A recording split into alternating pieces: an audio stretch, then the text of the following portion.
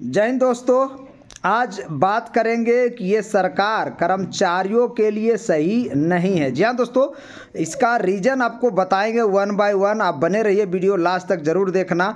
और अगर चैनल पर नए आए हो तो सब्सक्राइब जरूर कर लेना, क्योंकि पेंशन से रिलेटेड या 8 पे कमीशन से रिलेटेड या पुरानी पेंशन से रिलेटेड जो भी वीडियो आता है, लेटेस्ट जो भी जानकारियाँ आती है, हम सबसे पहले आपके सामने लेकर आते हैं। ये सरकार कंजूसी नहीं मक्खी चूस भी है। जी हाँ दोस्तों, आपको बता दें, साफ साफ क्लियर है। जब जनवरी 2025 में ही 8वां पे कमीशन की गठन की मंजूरी दिया गया था, फिर 10 महीने का डिले करवाती है। और अभी बिहार के चुनाव में आप देखे होंगे कि कैबिनेट से कैबिनेट से मंजूरी मिला, टर्म ऑफ रेफरेंस की अधिसूचना जारी किया गया और अब 18 महीने का समय लिया गया है, ताकि उत्तर प्रदेश का चुनाव होगा उस समय जाके रिपोर्ट्स तैयार होगा।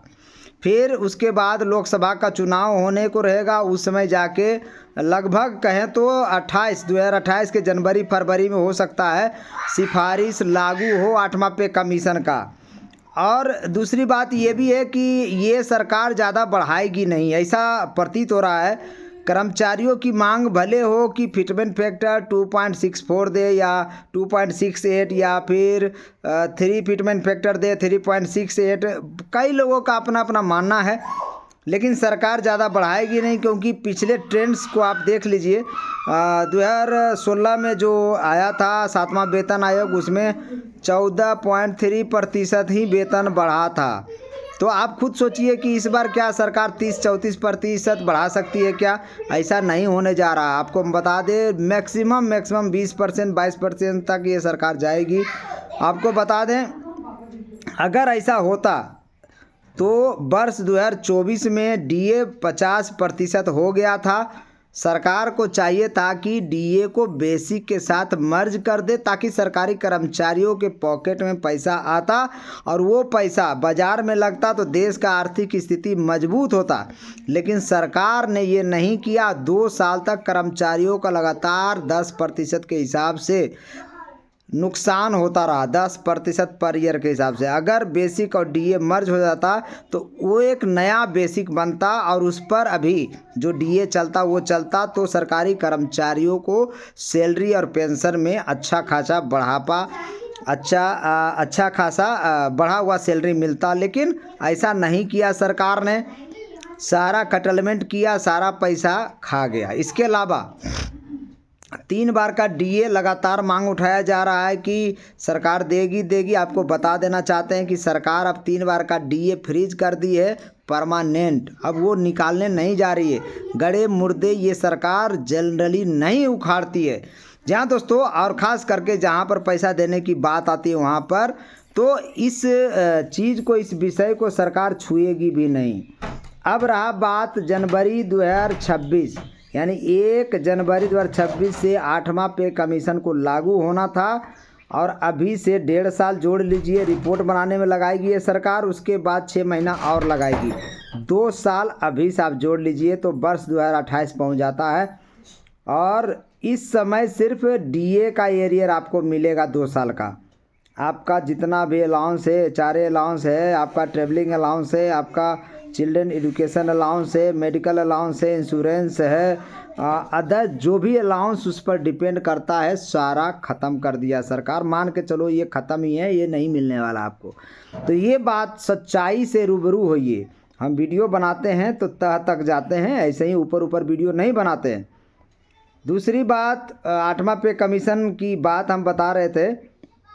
अभी 58% डीए चल रहा है और ये जनवरी महीना में, अभी बता दें, नवंबर महीने का all India consumer price index industrial worker का आ चुका है, 0.5 बढ़ा है, 0.5। अब सोचिए, अगर यही गति से बढ़ेगा तो 2% डीए जनवरी में आपको मिलेगा, मात्र 2%। पिछले 6 महीने का all India consumer price index का एवरेज निकाल लीजिए, उसके हिसाब से उसका जो डीए बैठता है 2% ही बैठता है। तो 2% डीए अभी जोड़ लीजिए, जनवरी 2026 में मिलेगा, टोटल हो जाएगा 60। तो उस समय 1.6 फिटमेंट फैक्टर बन रहा है और 20% सैलरी बढ़ाएगा सरकार, तो 16 दूनी 32 जोड़ लीजिए और 1.92 फिटमेंट फैक्टर तक आ जा रहा है 20% सैलरी बढ़ाने के बाद। तो आप खुद सोचिए सरकार कितना देगी आपको। मंजीत सिंह पटेल जो बता रहे हैं, चाहे तो विजय कुमार बंधु जो बता रहे हैं, शिव गोपाल मिश्रा भी ये बात बोले हैं कि टर्म ऑफ रेफरेंस में फैमिली यूनिट को बढ़ा दिया जाएगा। पुरानी पेंशन का भी मांग है। सरकार का कोई इरादा ही नहीं है पुरानी पेंशन देने का। और रहा फिटमेंट फैक्टर का, तो आप कितना भी मांग लीजिए, सरकार इस बार 20 से 30% के बीच में दे दे तो अति उत्तम होगा।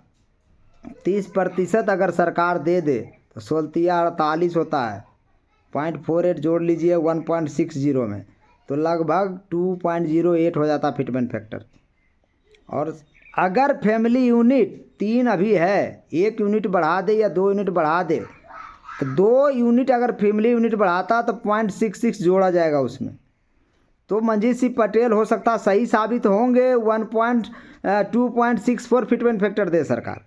लेकिन ये होता हुआ दिख नहीं रहा। सरकार आपको क्या लगता कि 2 फैमिली यूनिट बढ़ा देगी? नहीं बढ़ाएगी। अभी 3 फैमिली यूनिट पर सरकार देती है, 3 फैमिली यूनिट पर। उसका कैलोरीफिक वैल्यू, उसका लिविंग स्टैंडर्ड सब कुछ देखा जाएगा। इसके अलावा नोटिफिकेशन टर्म ऑफ रेफरेंस में ये भी बताया गया था कि देश का आर्थिक स्थिति देखते हुए आप सैलरी बढ़ाइएगा। इसका मतलब है जो 8वां वेतन आयोग में जो भी लोग बैठे हैं सबके ऊपर एक राजनीतिक दबाव पड़ेगा, ताकि देश के ऊपर ज़्यादा बोझ ना पड़े। लेकिन एक बात और है कि सरकारी कर्मचारियों को पैसा देने में ये कंजूस सरकार नहीं देगी, ये क्लियर है। ये सरकार कभी सरकारी कर्मचारियों के लिए काम नहीं करती है, चुनाव को लेकर काम करती है, ये तो क्लियर है। दिल्ली चुनाव था तभी 8वां पे कमीशन का मंजूरी मिला था। बिहार चुनाव में गठन और ये टर्म ऑफ रेफरेंस, यूपी चुनाव में आपका रिपोर्ट तैयार होगा और फाइनली एमपी का चुनाव जब होगा उस समय हो सकता है लागू कर दे सरकार। तो ये चुनाव जैसे जैसे चलता है वैसा ऐसा इनका पे कमीशन पीछे पीछे चल रहा है और यही दिख रहा है। इसलिए हम आपको बता रहे हैं कि ये सरकार सरकारी कर्मचारियों का हितकर नहीं है, ना हो सकती है। जी हाँ दोस्तों, क्योंकि कभी सरकारी कर्मचारियों की वैकेंसी के बारे में ये नहीं सोचती। पिछले 5-10 साल से आप वैकेंसी देखिए इंडिया में, अकाल पड़ गया, अकाल। ना रेलवे में वैकेंसी है, ना अदर विभाग में वैकेंसी है, और लेती भी है तो पार्ट टाइमर को लेती है।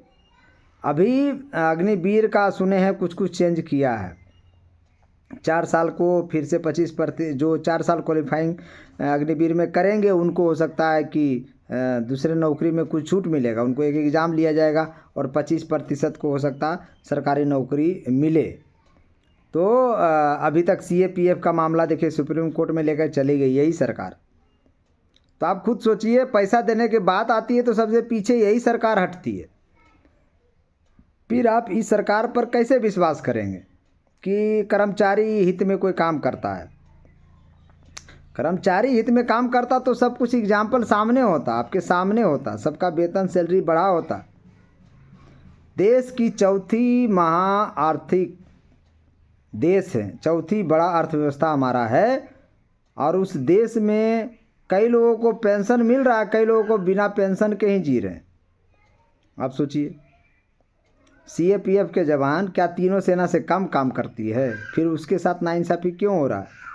सबसे पहला हक पुरानी पेंशन का CAPF के जवान का है, अर्धसैनिक बलों का है, उसे पुरानी पेंशन क्यों नहीं दे रही सरकार? नेता को क्यों मिल जा रहा है? 5 साल 1 दिन 2 दिन के लिए नेता बन जाते हैं, उनको पेंशन चालू हो जाता है। धनखड़ सरकार के एक एग्जाम्पल आया था पहले, करोड़पति लोग पेंशन के लिए मारामारी कर रहे हैं। तो सोचिए जनरल आम जनता क्या करेगा? लोअर मिडिल फैमिली ही नौकरी करता है, क्योंकि अपर मिडिल फैमिली क्लास नौकरी को तो पूछता ही नहीं है। अब व्यापारी लोग तो खैर व्यापारी ही करते हैं। तो जो लोग नौकरी करते हैं उनको तो पेंशन चाहिए, यहाँ धनाढ़ लोग पेंशन के पीछे भाग रहे हैं। तो ये हंसी की बात है। इसीलिए कर्मचारी एकता जिंदाबाद, सब लोग यूनिटी होकर पुरानी पेंशन का मांग करिए। ये सरकार भले कंजूस सरकार है, हो सकता दे दे, क्या पता, कभी मति भ्रष्ट हो जाता है, कभी मति अच्छा भी हो जाता है। बाकी मेरे चैनल को लाइक करिए, शेयर करिए, सब्सक्राइब करिए। जय हिंद, जय भारत।